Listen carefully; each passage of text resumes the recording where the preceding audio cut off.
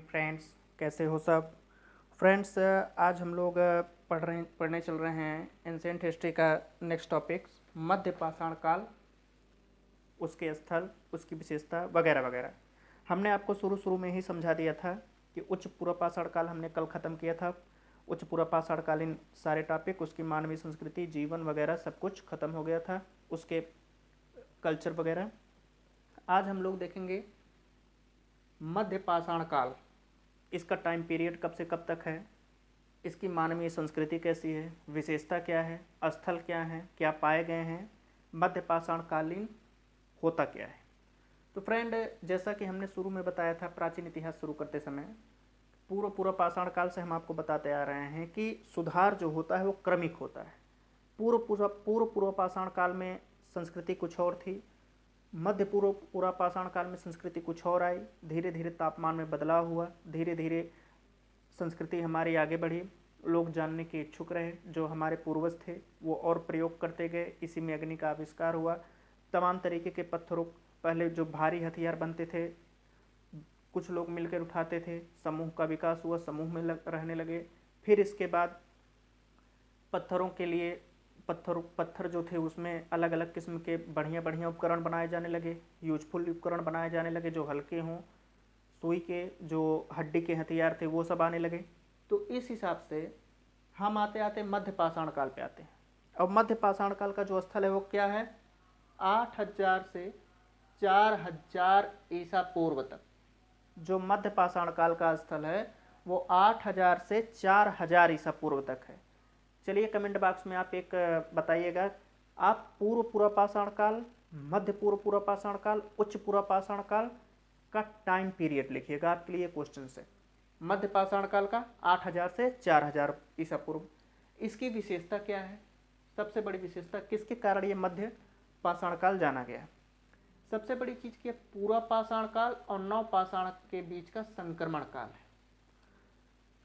यहां पर पूर्व पाषाण है और यहां पर नव पाषाण है,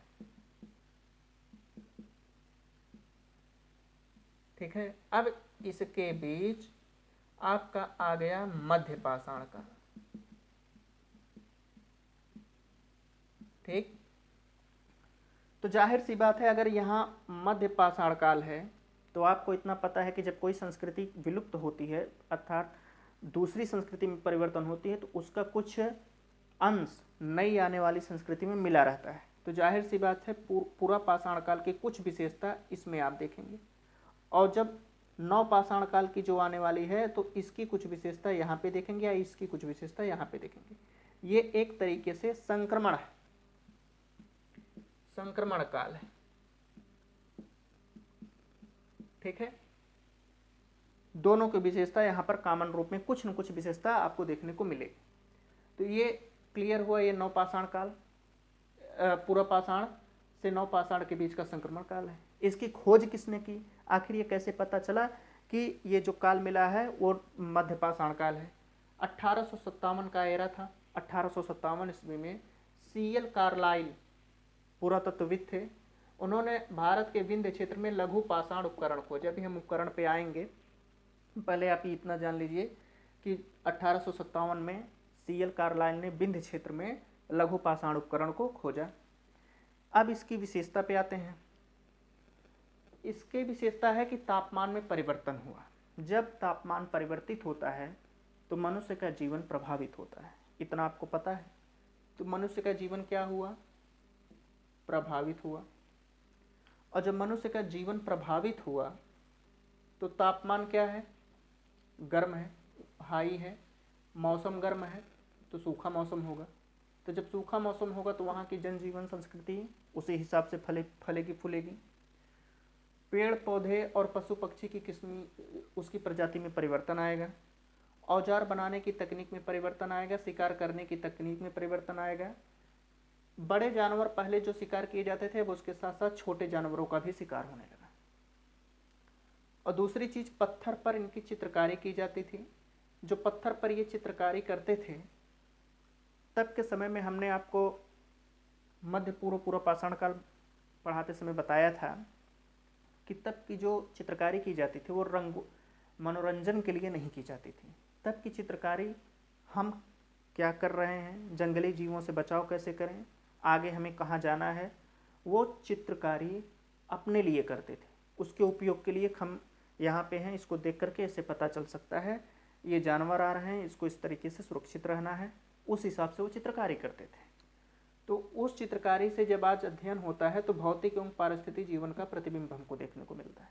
अगर आपसे ये क्वेश्चन पूछ लिया गया कि भौतिक एवं पारिस्थितिक जीवन का प्रतिबिंब कौन से युग में मिलता है, कैसे मिलता है, तो आपका सीधा आंसर रहेगा पत्थर पर चित्रकारी। तो जब तापमान में परिवर्तन होगा तो जाहिर सी बात है इन सब में परिवर्तन होगा ही होगा, और जब इन सब में परिवर्तन होगा तो क्या पत्थर बचे रहेंगे? तब के समय में पत्थर का जो उपयोग किया जाता था बड़े महंगे पत्थर होते थे। चर्ट, वो पत्थर आज भी यूज किए जाते हैं। चर्ट, फ्लेंट, कैल्सिडोनी, स्फटिक की माला आप लोग देखे होंगे। तांत्रिक या फिर आध्यात्मिक लोग बताते हैं कि स्फटिक की माला दीपावली आ रही है, अब देखिएगा स्फटिक की माला कितनी तेज मार्केट में ग्रो करता है।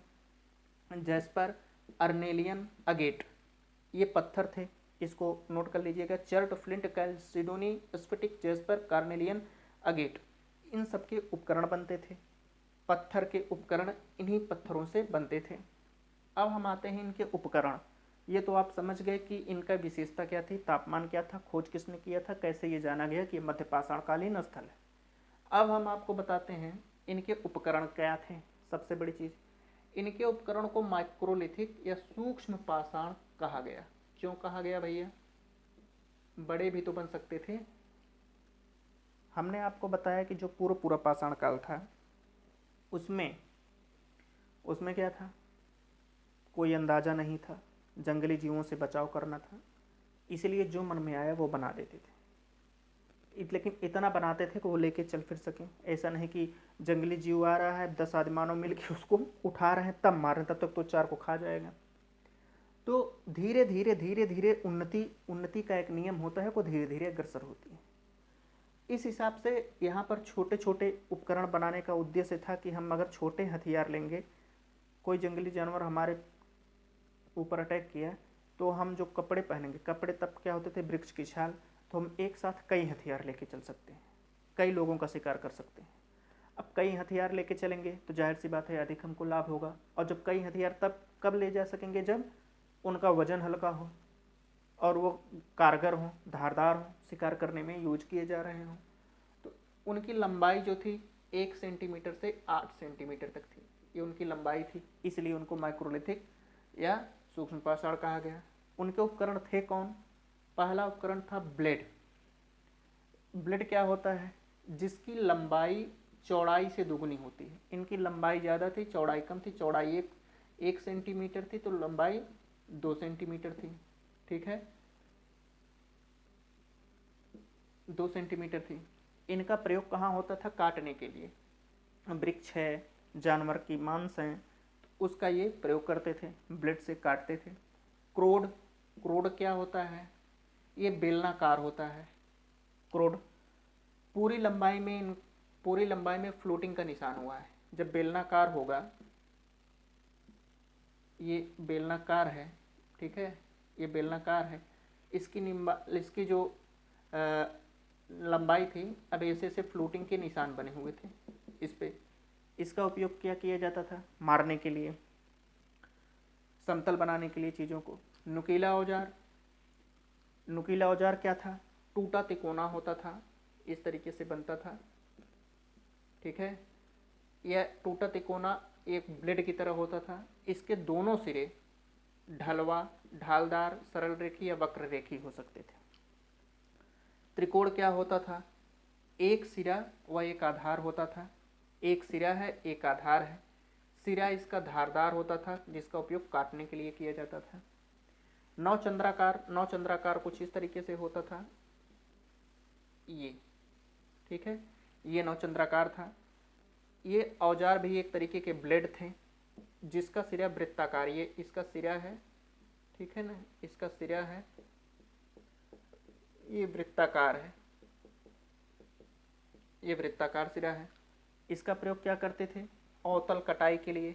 अवतल जैसे ये है, कोई डाली इस तरीके से, इसका प्रयोग अवतल कटाई के लिए करते थे। समलंब औजार, संबलम औजार क्या है? एक ब्लेड के समान होता था, एक से अधिक सिरे इसमें होते थे, धारदार होते थे। इसका प्रयोग तीर के अग्रभाग में किया जाता था। तीर के अग्रभाग में करेंगे, अगर धारदार सिरा है तो जिसके ऊपर लगेगा वो गया, हम आसानी से शिकार कर लेंगे। तो फ्रेंड्स, ये था मध्य पाषाण काल की विशेषता, या मध्य पाषाण काल की जो विशेषता है वो, और उपकरण, पत्थर। अब हम नेक्स्ट टॉपिक पे आपको कवर करेंगे मध्य पाषाण कालीन मानवीय जीवन कैसा था। इसमें 3 टॉपिक हैं। मध्य पाषाण कालीन मानवीय जीवन को देखेंगे, इसके बाद मध्य पाषाण कालीन स्थल क्या है। तो हमारा नेक्स्ट टॉपिक होगा मध्य पाषाण कालीन स्थल। Thank friends.